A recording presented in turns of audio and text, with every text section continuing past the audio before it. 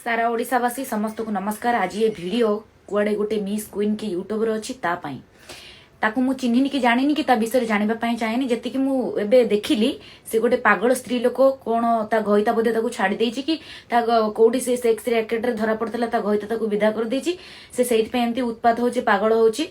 से मो विषय रे किछि जानिनी आउ टिके भलसे निशा महाराणा विषय रे जाने तापर कहबो कोन कहलु मोर इज्जत मत नाही। तोर एते इज्जत अच्छी तोर जेतिक इज्जत अच्छी सेतिकी रे इज्जत को जग नहले निशा महाराणा जेतेबेले भाषा कहबो 4.5 कोटी ओडिया जानचंती तांको कानर रक्त बाहरी पड़िबो। किंतु तत्ते जेतेबेले निशा महाराणा भाषा कहबो तो बिया भितरु रक्त बाहर कर दबो। मु केंद्रापड़ा टोकी रे मागिया मिस क्वीन यूट्यूबर चैनल तोर ना तू जानिनु मते तो बिया को चिड़ी देकी नौका गुंड आउ होची लुण को सिलेई मार देबी।